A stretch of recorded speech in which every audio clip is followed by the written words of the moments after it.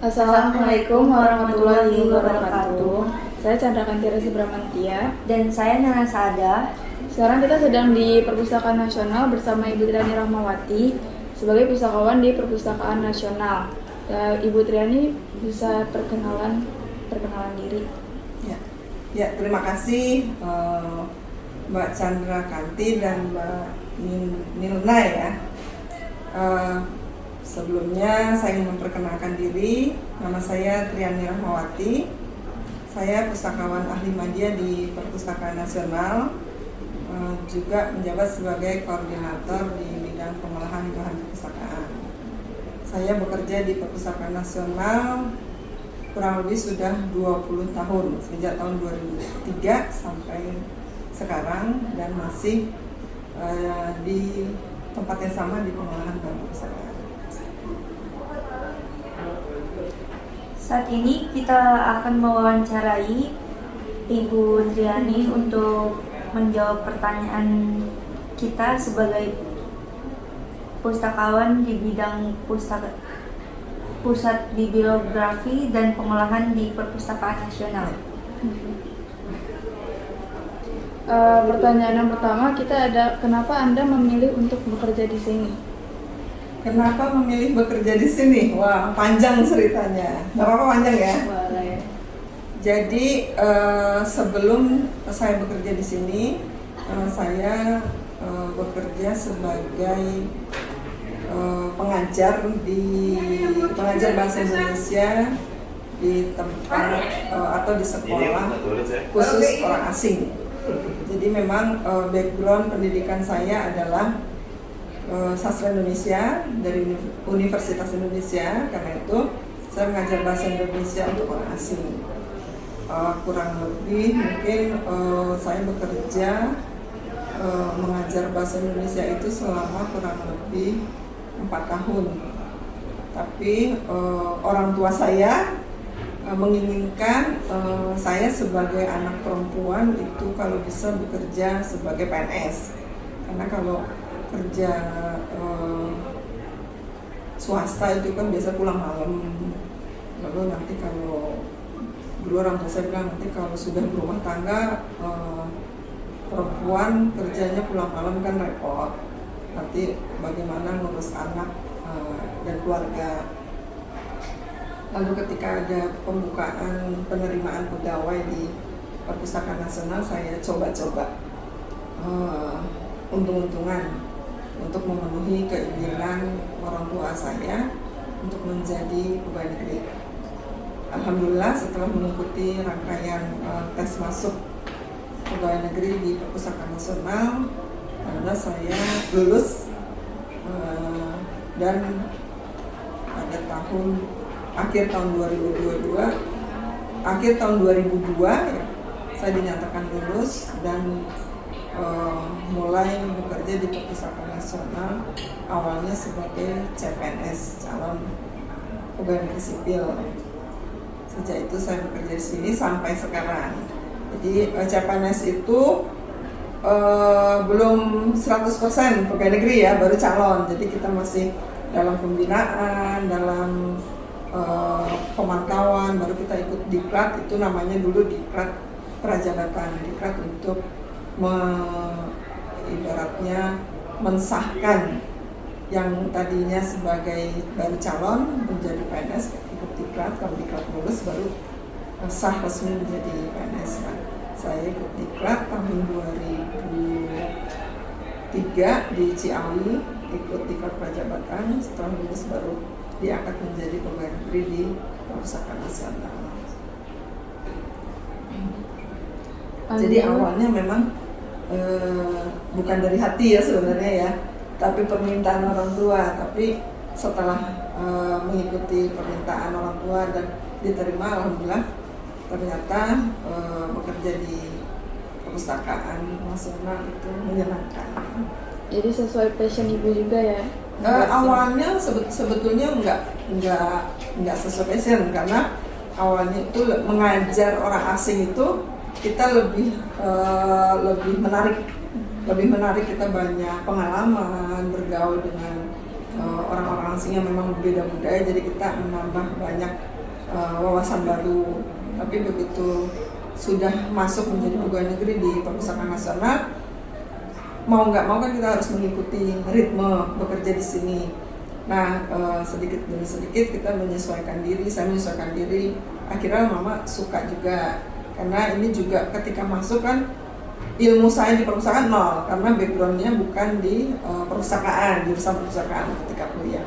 Tapi dengan seiring berjalan waktu kita mau belajar, mau diskusi sama teman-teman di kantor, kita menimba ilmu dari mana saja, yang penting kita bisa menyesuaikan diri. Akhirnya saya bisa mengikuti atau bisa mendalami ilmu perpustakaan di tempat bekerja langsung. Nah, setelah mengetahui, ternyata asik juga bekerja di perpustakaan, akhirnya saya senang dan suka bekerja di perpustakaan. Apalagi bekerja di perpustakaan banyak pengalaman, bisa jalan kemana-mana, bisa dari Aceh sampai Merauke, dari Sabang sampai Merauke, dari Aceh sampai Papua, itu alhamdulillah sudah pernah saya kunjungi, jadi banyak pengalaman bekerja di perpustakaan. Lalu ada pertanyaan, ada nggak sih hal inovatif yang udah ibu lakukan di pekerjaan di bidang ibu saat ini? Inovasi yang sudah lakukan, pastinya ada ya, dan beberapa dan pastinya ada. Setiap kita bekerja pasti kita harus melakukan inovasi. Misalnya inovasi yang dilakukan di sini itu kita harus mengikuti perkembangan teknologi. Dulu itu pengolahan itu kita lakukan secara manual, jadi masih menggunakan worksheet, masih di katalog itu masih diketik dalam bentuk kartu. Lalu kita mengikuti perkembangan teknologi dan melakukan inovasi, akhirnya mengubah semua yang tadinya konvensional menjadi digital seperti itu. Lalu inovasi pribadi saya sendiri yaitu dengan melakukan percepatan pengolahan koleksi perpustakaan, karena mungkin adik-adik tahu ya, koleksi perpustakaan nasional itu kan banyak sekali. Dengan jumlah SDM yang kurang memadai, kami hanya 50 orang SDM di pengolahan. Sedangkan bahan perpustakaan yang harus diolah itu kan banyak sekali, dari pembelian dan dari hasil serah simpan, karya cetak dan karya rekam. Jadi penerbit kan menyerahkan terbitannya ke Perpustakaan Nasional. Itu wajib karena ada undang-undangnya. Semua penerbit harus menyerahkan terbitannya ke Perpustakaan Nasional minimal 2 eksemplar. Itu otomatis numpuk ya, buku-buku atau bahan perpustakaan di Perpustakaan Nasional itu numpuk, dan itu kan harus kita olah. Nah, itu PR di pengolahan. Bagaimana akhirnya kami tim mencoba membuat inovasi dengan melakukan percepatan, yaitu dengan melibatkan unit kerja lain untuk membantu menyelesaikan pengolahan bahan perpustakaan di Perpustakaan Nasional. Kami juga membuat kerjasama dengan pihak ketiga, melakukan outsourcing untuk membantu pengolahan juga, sehingga dapat mempercepat kegiatan pengolahan. Nah, ketika melakukan kegiatan itu kan otomatis itu juga tantangan bagi kami. Ketika kami mengajak pihak ketiga bekerja sama dan kami membantu melakukan pengatalogan atau pengolahan, kami juga harus benar-benar yakin bahwa tenaga-tenaga yang kita ambil itu memang kompeten dan bisa melakukan pekerjaan pengolahan dengan baik seperti itu. Jadi dengan melakukan kerjasama baik dengan pihak internal dan eksternal, akhirnya sedikit demi sedikit PR yang menumpuk di bidang pengolahan itu bisa terselesaikan dengan baik. Ada pertanyaan lagi nih Bu, bagaimana cara Ibu merencanakan dan melaksanakan sebuah proyek baru, dan bagaimana kalau proyek itu gagal? Kalau proyeknya, kalau merencanakan tentu saja kami di sini adalah tim ya. Jadi tidak mungkin dalam merencanakan suatu program kita buat ide sendiri. Pasti ketika merencanakan suatu program kita berdiskusi dengan tim kerja, baik dengan pimpinan maupun sesama rekan kerja. Itu kita harus diskusi sebaiknya apa yang harus kita lakukan dalam memecahkan atau mencari solusi dari kendala-kendala yang kita hadapi di pekerjaan. Program-program pun juga harus kita sesuaikan dengan di sini kan sebuah instansi pemerintah ada rencana anggaran seperti itu, ada rencana anggaran, ada rencana kerja, dan ada juga inovasi-inovasi apa yang akan dibangun. Nah itu harus disesuaikan juga dengan visi dan misi lembaga. Jadi kalau kita mempunyai program, kita harus menyesuaikan dengan visi dan misi Perpustakaan Nasional. Ketika kita merencanakan program, berarti kita harus tahu visi misi Perpustakaan Nasional apa. Nanti kita menyesuaikan. Nah setelah kita punya program, kita mengumpulkan tim kerja, tim kita untuk berdiskusi kira-kira program ini bagaimana, apakah bisa kita laksanakan. Misalnya contohnya seperti tadi ya, ketika kita akan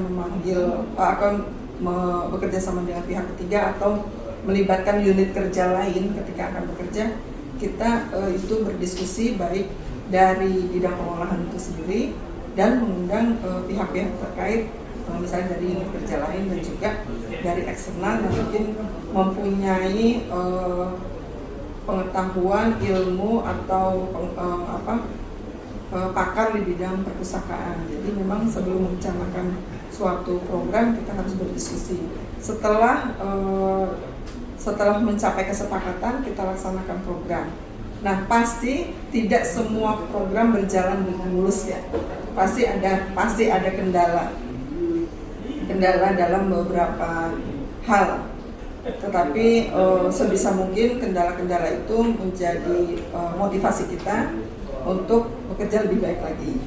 Dan kendala itu juga menjadi evaluasi juga. Jadi ketika kita akan mengadakan program di waktu-waktu selanjutnya, kita belajar dari kendala yang pernah kita temukan ketika kita melaksanakan program sebelumnya. Jadi ketika ada kendala, kita cari solusinya, kita diskusi sama-sama, dan itu akan menjadi bahan evaluasi untuk kedepannya. Sepertinya cukup pertanyaannya untuk saat ini, Bu Triani. Terima kasih sudah menyempatkan waktunya untuk menjawab pertanyaan kita. Kita sebagai mahasiswa perpustakaan dan sains informasi juga udah dapat banyak informasi nih dari jawaban-jawaban Ibu. Kita mohon maaf kurang lebihnya yang pertanyaan yang dapat kita sampaikan. Wassalamualaikum warahmatullahi wabarakatuh. Waalaikumsalam warahmatullahi wabarakatuh. Jadi intinya tetap semangat ya. Perpustakaan itu adalah dunia yang penuh tantangan. Perpustakaan itu dinamis, bukan statis. Jadi selalu berkembang mengikuti perkembangan zaman, mengikuti perkembangan teknologi. Jadi perpustakaan tidak boleh tertinggal. Kalau teknologi maju, perpustakaan harus lebih maju. Karena kalau perpustakaan tertinggal, otomatis perpustakaan juga akan ditinggalkan oleh masyarakat. Jadi yang bekerja di perpustakaan adalah tentu saja orang-orang yang kompeten. Jadi kalau adik-adik ngambil jurusan perpustakaan, tentu saja itu pilihan yang tepat ya, karena berarti adik-adik ini adalah